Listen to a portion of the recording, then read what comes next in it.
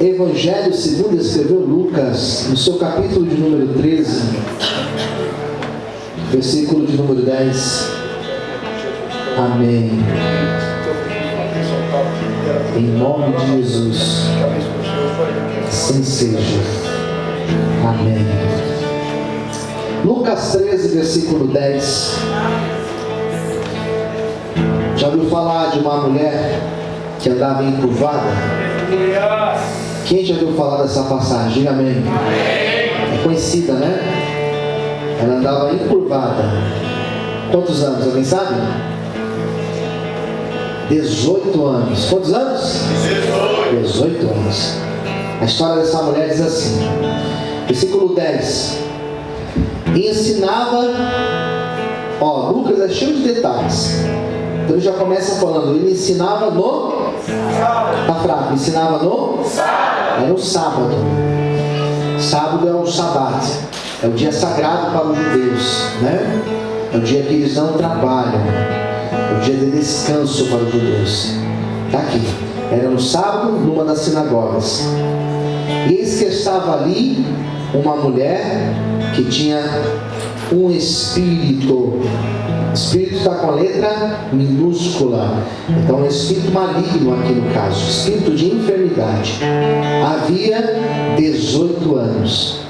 E ela andava curvada, andava agachada assim. E não podia de modo algum endireitar-se. Ela viu Jesus? Não, contrário. E vendo a Jesus, chamou a si e disse-lhe: mulher, estás livre da tua enfermidade. Versículo 13. Impôs as mãos sobre ela. Na mesma hora, logo ela se endireitou e glorificava a Deus. Tomando a palavra, o príncipe da sinagoga, indignado, porque Jesus curava no sábado, ele disse à multidão: 6 dias há em que é mister trabalhar, se deve trabalhar. Nestes, pois, vinde para seres curados, e não no dia de sábado. Hoje não é dia de curar ninguém. Versículo 15. Respondeu-lhe, porém, o Senhor e disse: hipócrita, no sábado você não desprende da manjedoura cada um de vós o seu boi ou jumento, e não leva para beber água? Não convinha soltar desta prisão no dia de sábado esta filha de Abraão, a qual há 18 anos Satanás a mantinha presa? E dizendo ele isso, todos os seus adversários ficaram envergonhados, e todo o povo se alegrava de todas as coisas gloriosas que eram feitas por ele. Maravilha, vamos orar? Vamos fechar os olhos. Senhor, fale conosco, meu Pai, nesta manhã, através desta palavra, através do Teu Espírito Santo. Venha usar a minha vida, Senhor, para transmitir esta mensagem aos corações dos Teus filhos, aqueles que estão aqui presencialmente e aqueles que assistem esse culto, Senhor, ou assistem esta palavra numa outra ocasião. Fale com todos, em nome do Teu Filho amado Jesus. Louvado seja Deus. Amém? Vamos aplaudir Jesus. Glória a Deus. Maravilha. A palavra é bem conhecida. Eu acho que a maioria de vocês já ouviram, já leram. Fala de uma mulher. Não sabemos o nome, nem idade. Fala que era uma mulher devota. Devota porque ela estava lá na sinagoga. Seria nós falarmos hoje crente, né? Mas para o judeu seria uma judia devota. Mas ela estava presa. A prisão desta mulher era uma prisão espiritual. E você sabe que espiritualmente existem alguns tipos de prisões, alguns tipos de presos. Tem pessoas que estão presas e elas não sabem que estão presas. Esse é complicado. Às vezes a pessoa está dentro de uma prisão e ela não sabe que ela está presa. Quem entendeu? Diga amém. Exemplo, às vezes a pessoa está dentro de um relacionamento, que é muito falado hoje em dia o termo relacionamento tóxico. E todo mundo fala, nossa, isso daí está errado. Pai fala, mãe fala, melhor amigo ou melhor amiga fala, e a pessoa não ouve. A pessoa está presa e ela não vê. Quem entendeu? Diga amém. Isso é uma prisão.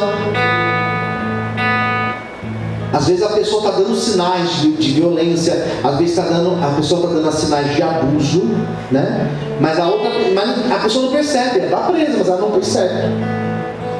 Existem outros que estão presos e eles sabem que está preso. Eles sabem.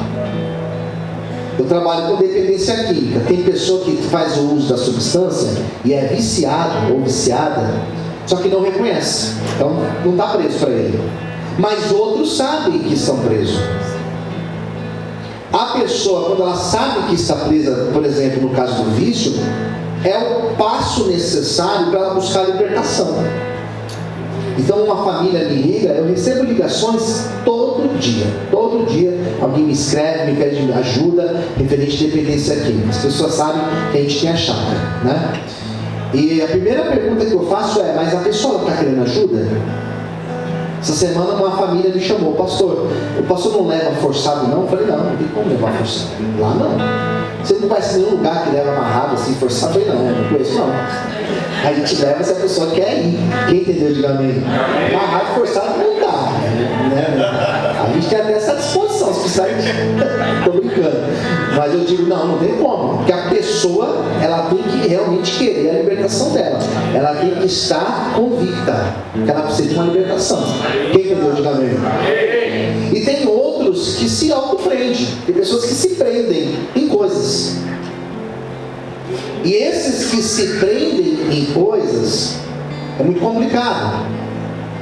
Porque às vezes a prisão da pessoa, ela só vai sair dependendo somente dela. Existem prisões espirituais, como por exemplo, pessoas que estão presas no passado. Uma pessoa que é presa no passado, ela vive uma escravidão terrível. Porque ela se culpa hoje por algo que aconteceu lá no passado. E o que ela consegue mudar referente a isso? Então ela está aqui hoje, mas ela está se lembrando que ano passado, ou há 10 anos atrás, Eric, ela tinha que ter feito algo, ela tinha que ter falado algo, ela tinha que ter aproveitado uma tal oportunidade, e não aproveitou. Então ela se culpa por causa disso. Então ela vive uma vida que ela está aqui no presente, no dia de hoje, mas ela está com a cabeça dela ainda lá no passado.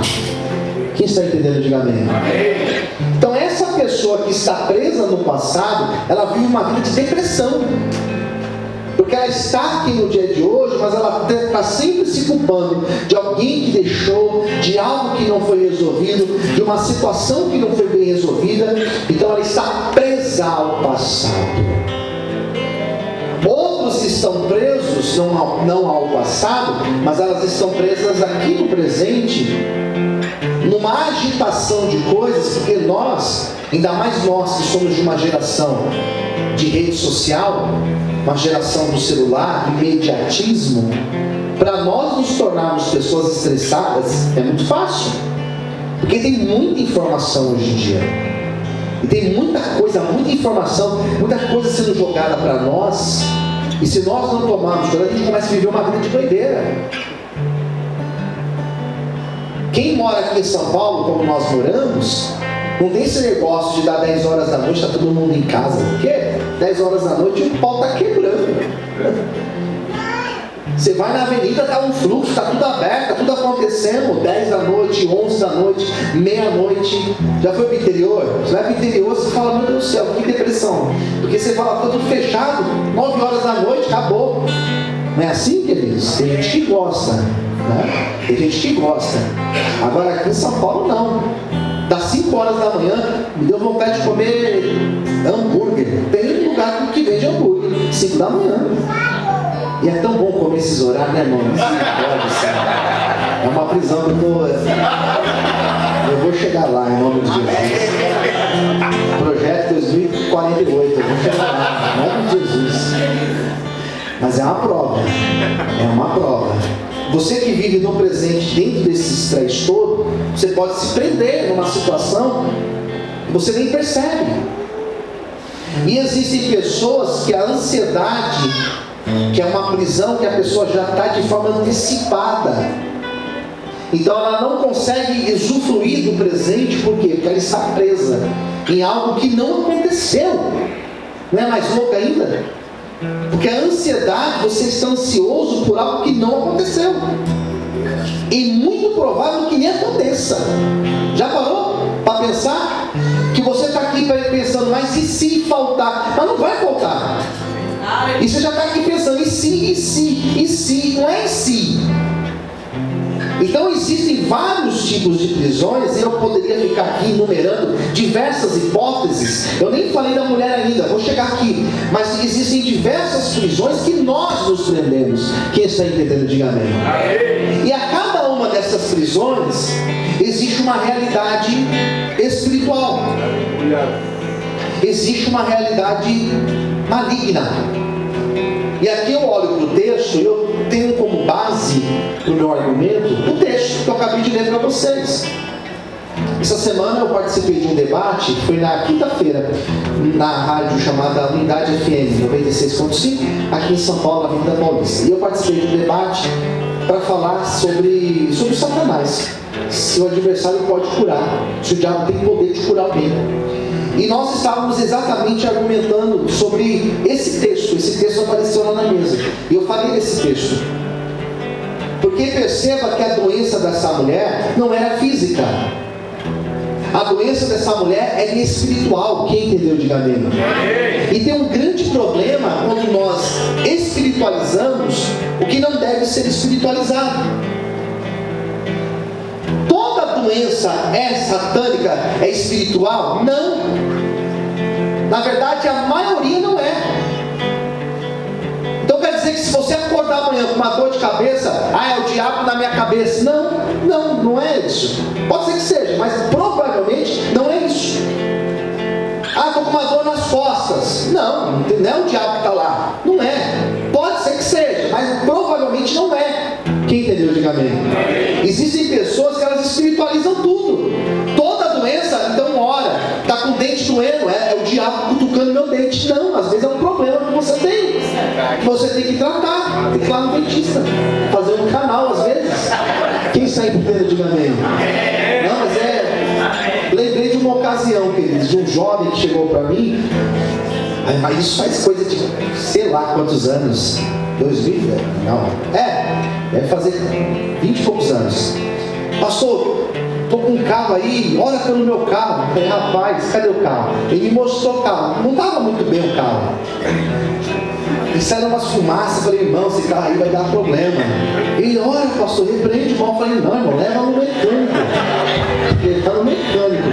Mas eu orei, né? Eu orei. O carro, irmão, naquela semana o motor deu problema. Explodiu o motor do carro. Eu falei, irmão, não era o diabo não, era levar a manutenção. Quem está entendendo, diga amém. Não que a gente não ore, eu oro. Misericórdia, já orei várias vezes, principalmente nas compras da igreja, né, irmão Carlos? Várias vezes, ô Senhor, tenha misericórdia, guarda a gente, Senhor, livra, né? Mas nem tudo é espiritual. Quem entendeu, diga amém. Mas existem sim situações que elas são espirituais. E você está ouvindo um pastor, eu tenho uma característica, eu espiritualizo muito menos. Eu sou muito mais racional. Eu não sou desses que vê muita coisa, que fala de muita coisa que viu. Não. Eu sou muito mais razão. É uma característica minha. Não julgo quem é diferente, mas é diferente de mim, tudo bem. No caso dessa mulher, o espiritual refletiu no físico dela. Isso acontece. Às vezes no espiritual, ocorre algo que vai refletir aqui no nosso físico, na nossa matéria. Quem entendeu, diga amém. Era o caso dessa mulher.